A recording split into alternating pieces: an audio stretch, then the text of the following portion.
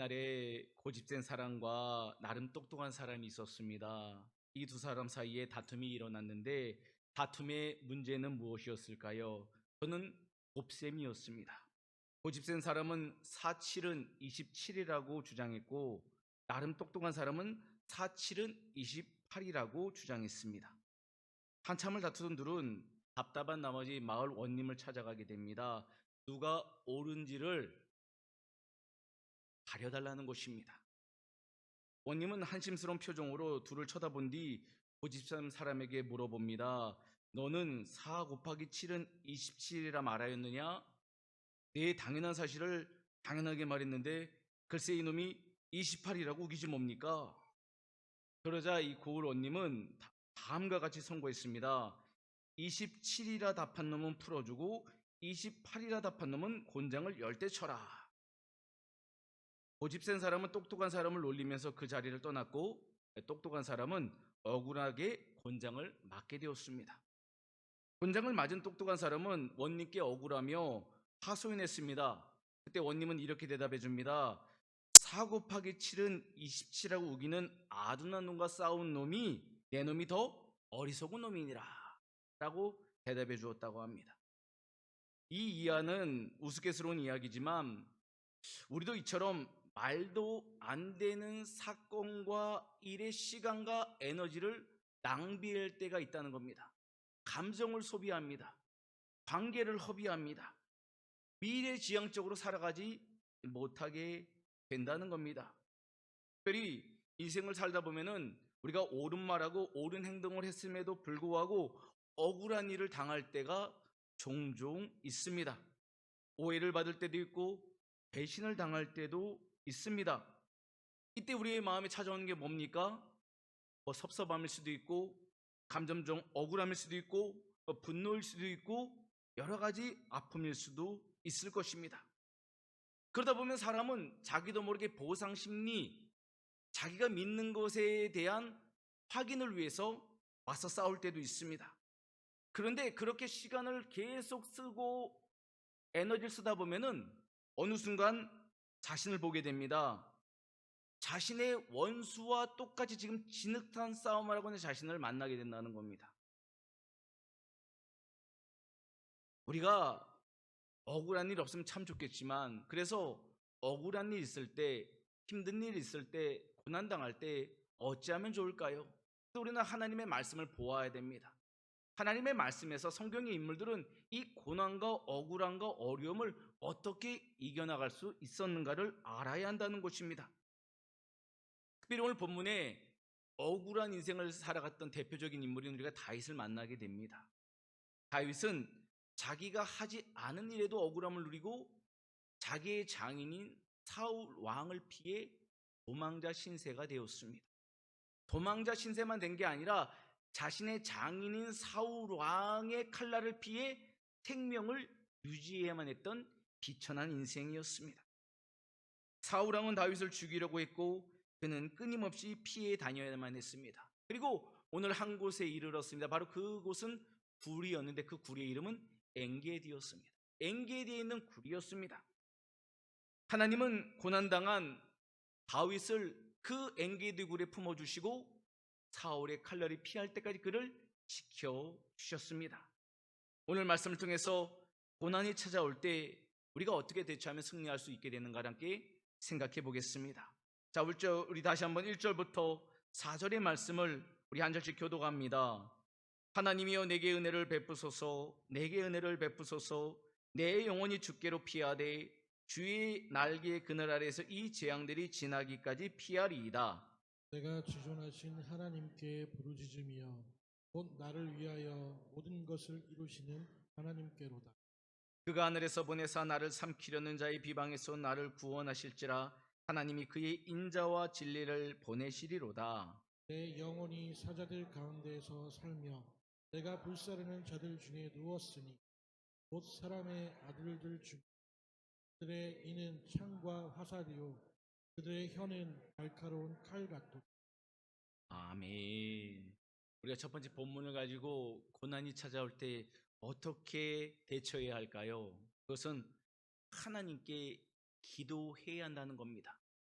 성전이 아니어도 우리가 처한 그 고난의 현장, 그 상황 가운데 기도하는 것이 참 중요한 승리의 열쇠라는 것입니다.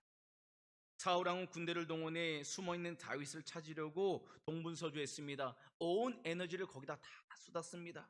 그리고 그런 상황 가운데 다윗은 위축됩니다. 그 사울 왕을 피해 엔게디 굴에 숨게 됩니다. 다윗은 그때의 위기 상황에서 처한 자신의 처지를 향해 오늘 본문에 있는 것처럼 사자들 가운데 있는 것 같고 불이 붙은 사람들 가운데 누워있는 것 같다라고 이야기합니다. 쉽게 말하면은 위급한 상황이었다는 겁니다. 자기의 목숨이 경각에 달려있음을 고백하고 있습니다. 그런데 그가 그 위기의 상황인데 무엇을 하는가? 바로 하나님께 은혜를 베풀어 달라고 기도하고 있다는 겁니다. 호소하고 있다는 겁니다. 1절에 있는 것처럼 하나님이여 내게 은혜를 베푸소서, 내게 은혜를 베푸소서 거듭거듭 고백합니다. 이거는 반드시 하나님 지금 자신을 도와주셔야 한다는 요청입니다. 우리가 급하면요 어떻게 할까요? 빨리빨리 움직이게 됐어요. 우리가 영적으로 힘들고 급할수록 하나님을 의지하게 되는 거예요. 우리가 기도도 급하신 분들은요 그냥 평안해서 쉬어 이렇게 할 수도 있겠지만 일어서고 박수치고 손들고 어떻게든 몸부림쳐요. 눈물 흘리고 또 눈물 흘리고 또 부르짖고 십자가 앞에 나서 엎드리고. 왜요? 너무 급하니까. 바로 다윗의 마음이 그런 거예요. 너무 급한 거예요. 은혜를 베풀어야 그냥 은혜가 아니라 빨리 주님 지금 빨리 좀 도와주십시오라고 호소하고 있는 것입니다. 아무것도 할 수 없고 모든 것을 잃어버린 때야말로 하나님의 은혜를 구해야 할 때입니다. 우리들의 삶의 위기 상황 가운데 놓일 때 우리는 그래서 다윗을 기억하고 다윗처럼 기도하기를 바랍니다. 위기 상황 속에서 기도하는 것이 참으로 중요한 승리의 열쇠인 것입니다. 이런 기도하는 가운데 다윗이 깨닫게 된 게 있습니다. 그건 무엇인가? 자신이 사울을 피해 도망쳐 들어간 이 동굴, 어둡고 칙칙하고 습한 이 동굴이 그냥 단순히 피난처가 아니라 하나님이 예비하신 하나님의 날개 아래임을 알게 되었다는 거예요. 다른 말로 하나님의 보호하기 위해 이 굴을 준비하신 것을 깨닫게 된 것이죠. 상황을 보면 너무 처량하지 않습니까? 피할 데가 없어서 굴에 숨습니까? 얼마나 그가 의지할 곳이 없으면 굴에 숨어야만 했습니까? 그런데 다윗의 상황이 바뀐 것이 아닌데 그가 기도했더니 하나님 그의 마음에 평강을 주시며 그 상황을 새롭게 해석할 수 있는 영안을 열어주신 거예요. 이 동굴은 하나님이 자신을 보호하기 예비한 귀한 하나님의 날개구나를 알게 되었다는 것이죠. 상황은 바뀌지 않아서 그의 믿음이 변화된 것입니다. 그는 하나님의 은혜를 얻게 된 것입니다. 지금 우리들의 인생이 어두운 굴처럼 갇혀있는 것처럼 답답할 수도 있고 아무것도 할 수 없는 것 같은 그런 묶임에 있는 것처럼 어려움이 있을 수도 있습니다. 하지만 지금이야말로 우리 역시 하나님의 은혜를 경험해야 될 때라는 것입니다. 하나님은 기도하는 백성에 반드시 은혜를 베풀어 주신 줄 믿으시길 바랍니다. 그래서 하나님께 피해야 됩니다. 다윗이 피한 그곳이 하나님의 피했다는 걸 나중에 알았듯이 기도는 우리의 상황을 새롭게 해석하는 하나님의 피할 수 있는 귀한 통로가 된다는 것이죠. 살다 보면 우리가 감당할 수 없는 어려움이 반드시 있습니다. 사람의 힘으로는 어쩔 수 없는 일이 있습니다. 그러다 보면 사람들은 어떻게 합니까? 삶을 포기합니다. 작년에 자살 통계를 봤더니 가장 많이 자살한 세대가 40대에서 50대라고 이야기합니다. 하루에 40명씩 돌아가셨다고 합니다. 자신의 인생을. 그런데 왜 돌아가셨는가? 심리학자들은 삶의 어려움 때문이라고 이야기를 합니다. 빚에 쏟달리고 사업이 부도나고 자영업이 안 되고 너무너무 어렵다 보니까 끝내 그들의 그 극한 환경 가운데 선택한 것이 자살이라고 이야기합니다.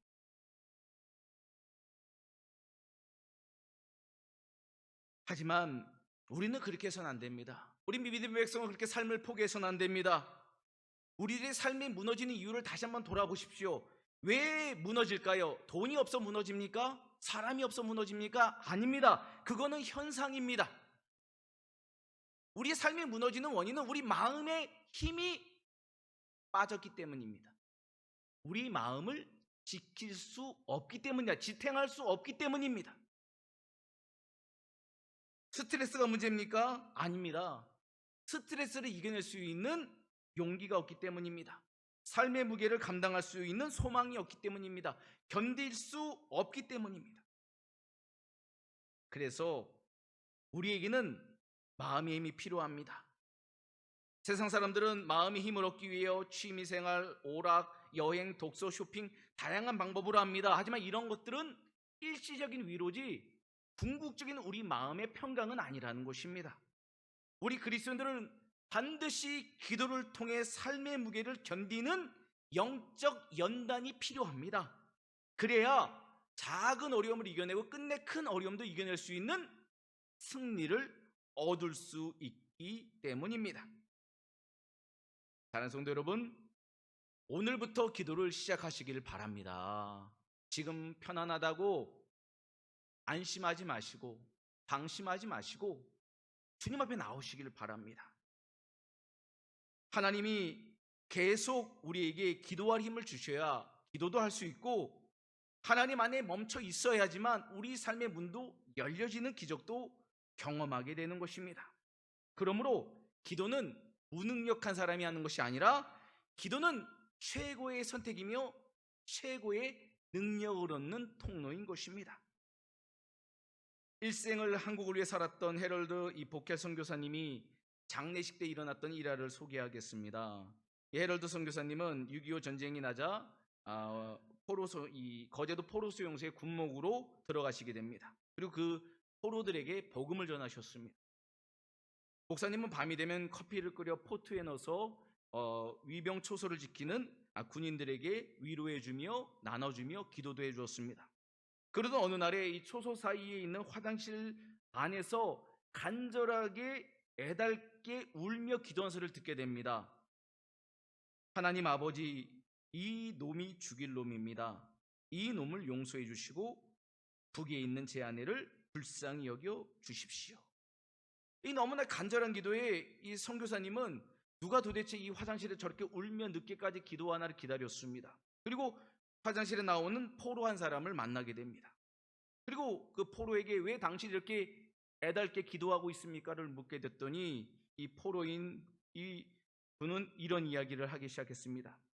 자신이 이북에 있을 때 자신은 예수님을 믿지 않았다는 것입니다. 하지만 자신의 아내는 독실한 기독교인이었다는 거예요. 그리스도인이었다는 겁니다. 하지만 자신은 아내를 핍박하다가 또 핍박했던 사람이라는 거예요. 하루는 수요일 날 집에 돌아와 봤더니 밥상은 차려져 있는데 아내가 보이지 않았다고 합니다. 어디 간지 뻔히 알아서 교회를 찾아가 예배드리고 있는 아내의 머리채를 잡아서 집으로 끌고 왔다는 거예요. 그리고 죽도록 때렸다고 합니다. 아내는 매를 맞고 다시 부엌으로 나가서 거기에서 하나님을 향해서 기도하며 찬송을 불렀다고 합니다.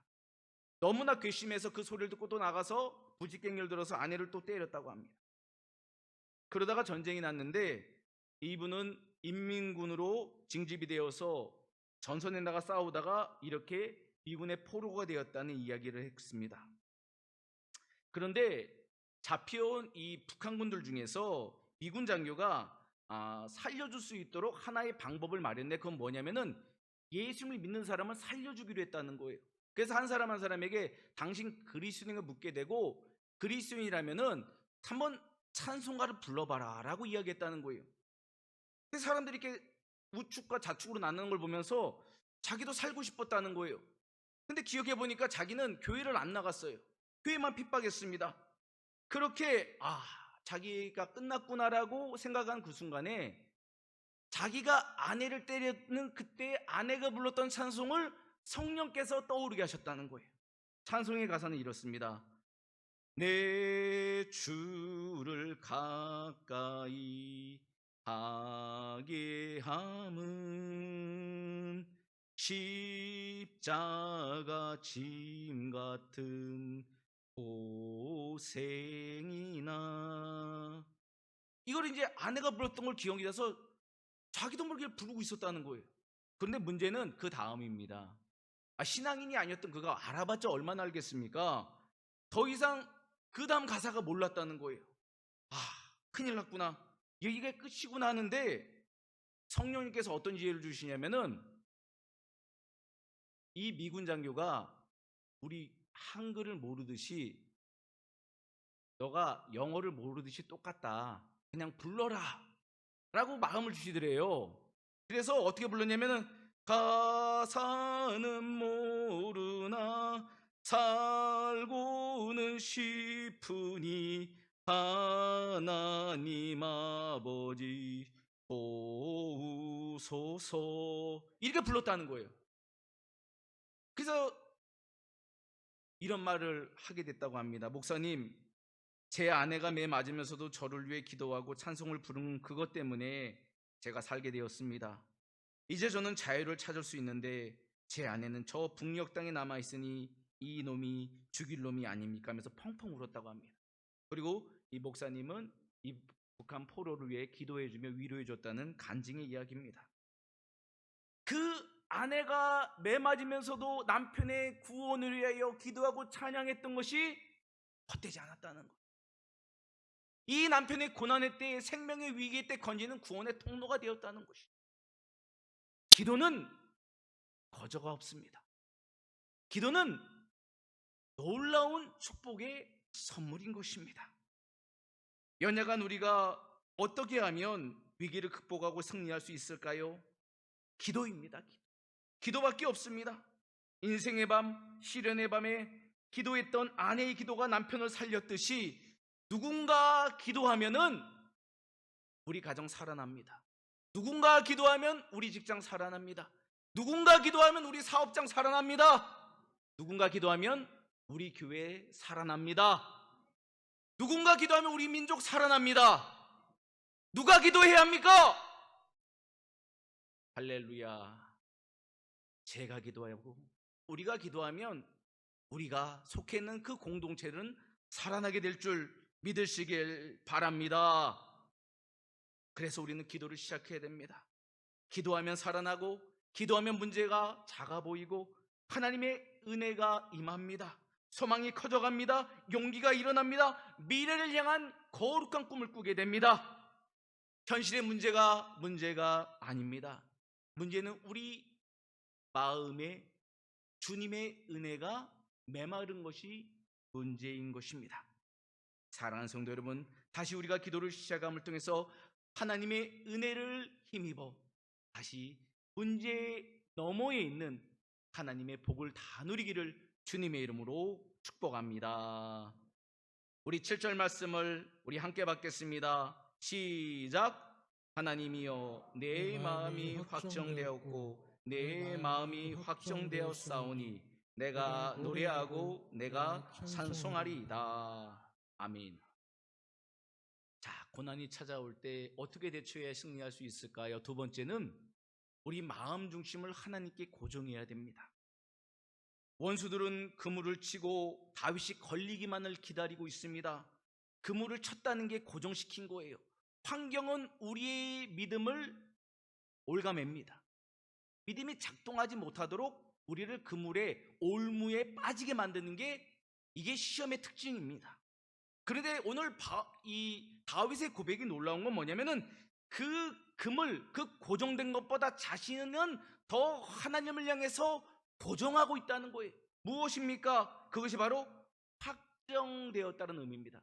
확정됐다는 것은 바로 고정했다는 거예요. 무엇을 고정했는가? 하나님을 향해 나의 모든 시선을 고정하겠다는 거예요. 믿음을 고정하겠다는 겁니다. 위기의 상황과 사람과 이런 거 바라보지 않고 자신을 구원할 하나님만을 기다리겠다는 게 바로 이 고정했다는, 확신했다는 바로 의미인 것입니다. 확정했다는 의미인 것입니다. 우리가 다윗을 통해서 배워야 합니다. 힘들고 어려울수록 하나님을 찾아야 한다는 겁니다. 하나님을 의지해야 된다는 것입니다. 우리 믿음을 끊임없이 하나님을 향해서 드려야 한다는 것입니다. 구약시대 이스라엘 백성을 한번 생각해 보십시오. 그들이 강한 민족이었습니까? 그들은 애굽에 살던 노예 민족이었어요. 군사 민족도 아닙니다. 농업 민족도 아니에요. 그들은 종의 민족이었습니다. 그런데 그들이 출애굽을 하게 되고 가나안 정복 전쟁을 이기게 되고 그 땅에 놀라운 하나님의 나라를 건설하게 됩니다. 이방 민족들이 그들을 두려워합니다. 왜 두려워했습니까? 그들이 갖고 있던 물질, 권력, 군사력 뭐 이런 겁니까? 아니지 않습니까? 그들에게 하나님이 계시기 때문 아니었습니까? 그들에게 하나님이 있으니 이방 민족이 그들을 두려워했던 것입니다. 근데 그렇게 그 민족이 하나님께 쓰임 받기 위해서 그들은 광야라는 40년을 연단받아야만 했습니다. 광야 시간은 어떤 시간입니까? 모든 것을 멈추는 시간입니다. 세상의 방법 다 내려놓고 하나님만 바라봐야 됩니다. 불기둥과 그 구름기둥만 봐야 됩니다. 하나님의 뜻이 일어나면 움직여야 됩니다. 하나님이 멈춰서면 멈춰서야 됩니다. 끊임없이 확정하는 시간, 끊임없이 시선을 고정하는 시간이 바로 이 광야 시간이었다는 거예요. 근데 그 훈련 시간을 통해서 어떻게 됐습니까? 그들 가운데 놀라운 승리를 주셨다는 겁니다. 아무것도 아닌 것 같은데, 아무것도 안 한 것 같은데 하나님만 바라보고 하나님께 시선을 고정했더니 하나님이 일하시고 하나님이 그 원수들을 물리쳐 주셨다는 것입니다. 이것이 하나님께 고정하는 놀라운 은혜의 선물인 것입니다. 다윗 역시 하나님만이 자신을 고난에서 건져주실 분임을 믿고 고백합니다. 그래서 자신의 마음을 하나님을 향해 확정했다고, 고정했다라고 노래하고 있습니다. 우리도 기억해야 됩니다. 우리를 지키시는 분이 계십니다. 그분 누구십니까? 바로 우리의 아버지 하나님이십니다. 상황에 흔들리지 마시고 하나님께 우리의 믿음을 고정하시기를 바랍니다. 조상원 교수님이 쓰신 신앙의 기쁨이 있기를 이 책에 보면요, 이분이 총장으로 10여 년 동안 섬기는 가운데 학교에 어려운 일을 많이 겪었다는 일화를 소개하고 있습니다. 특히 최근 몇 년 동안에는 재정적으로 너무 힘들어서 얼마나 애가 탔는지 눈물을 습관적으로 흘렸다고 합니다. 현실의 어려움 가운데 학교 구성원들에게 고통 분담을 이야기했지만 반응이 너무 싸늘했다고 합니다. 그러니까 자기의 생각과 다 달랐다는 것이, 그 어려운 상황인데 이익을 취하려는 사람들이 있었다는 것입니다. 급기야 너무나 피가 마르는 위기가 닥쳤는데 그때 이 총장님 마음 가운데 어떤 마음이 들었는가? 두려움이 임하니까 빚을 내서라도 이 구멍을 막아볼까? 이런 마음이 들었다는 거예요. 그런데 놀랍게도 총장님은 날마다 하나님 앞에 기도하는 백성이었다고 합니다. 그때 성령께서 마음을 주셨는데 이런 마음입니다. 너는 아무것도 하지 마라. 내가 너를 돕는다. 이 마음을 주셨다는 거예요. 아무것도 하지 말라는 거예요. 지금 빚이 나서 학교가 지금 재정이 없고 임금도 못 주고 난리가 나게 생겼는데 아무것도 하지 말라는 마음을 주셨다는 거예요. 그래서 하나님의 주신 마음을 신뢰함으로 기다리기 시작했다는 겁니다. 인간적으로는 조급했는데 하나님을 향해 끊임없이 고백했다는 거예요. 하나님 일해 주십시오. 하나님 도와주십시오. 하나님, 이 마음이 하나님의 마음이면 역사를 펼쳐달라고. 그런데 놀랍게도 그 시간 지나고서 1억 원의 후원금이 새로 들어오고 석사와 박사 입학 정원이 채워졌을 뿐 아니라 인사관리가 잘 되어 지출이 줄어들게 되었다고 합니다. 또 회계를 정리하게 된 누락되었던 돈을 찾게 됐고 예전에 예상했던 3억 원의 적자를 채우고도 6천만 원의 흑자가 되는 놀라운 은혜를 경험했다는 고백입니다.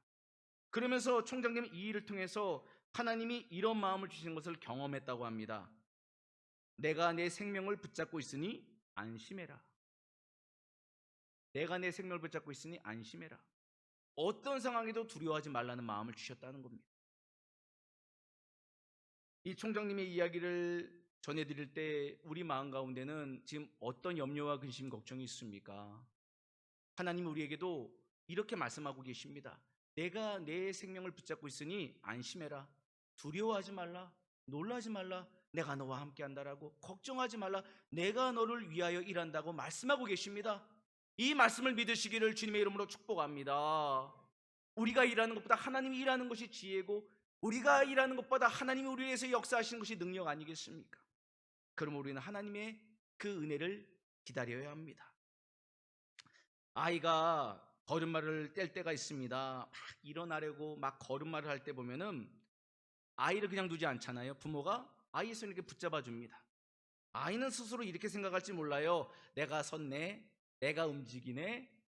그런데 보면은 부모님이 그 아이를 넘어지지 않도록 균형 감각을 잡아주고, 때로는 아이가 힘이 빠질 때 힘을 넣어줘서 그를 세우고 있다는 것이죠. 바로 그것이 우리 하나님 아버지의 놀라운 은혜입니다. 하나님은 모든 환난 가운데 우리에게 필요한 것을 지금도 공급하고 계시고, 인도하고 계시고, 지켜주고 계시고, 우리의 앞길을 향해서 열어주고 계시다는 겁니다. 그러므로 성도 여러분, 근심 걱정하는 것보다 하나님께 나와 기도하며 하나님을 향해 믿음을 드리시기를 바랍니다. 믿음의 고정의 시간은 그 어떤 것보다 위대한 선택인 것입니다. 철로역정의 저자인 존 버녀는 편안할 때 이 책을 쓰지 않았습니다. 그는 영국 베드퍼드 감옥, 그 지하 감옥 속에서 고난의 쓴잔을 마실 때 하나님 주신 영감으로 이 철로역정을 쓰게 되었습니다. 지금 다윗도 편안할 때 이 시편을 쓰지 않았습니다. 고난의 쓴잔을 마시고 있을 때 하나님의 은혜를 경험해 이 시편을 쓰게 된 것입니다. 그렇습니다.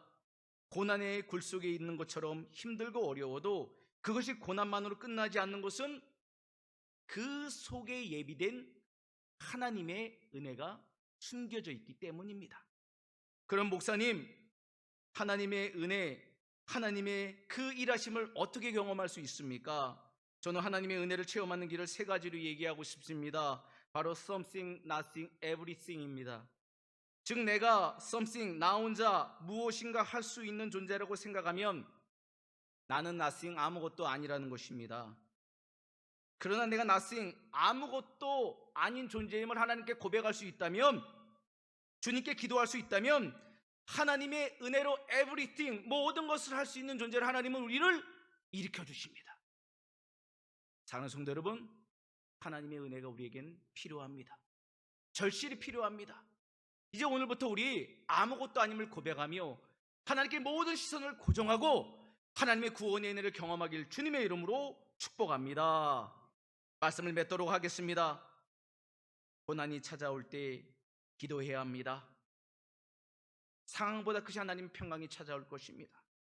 무엇보다 상황과 환경에 집중하지 마시고 우리의 믿음을 날마다 하나님에 향하여 고정하십시오.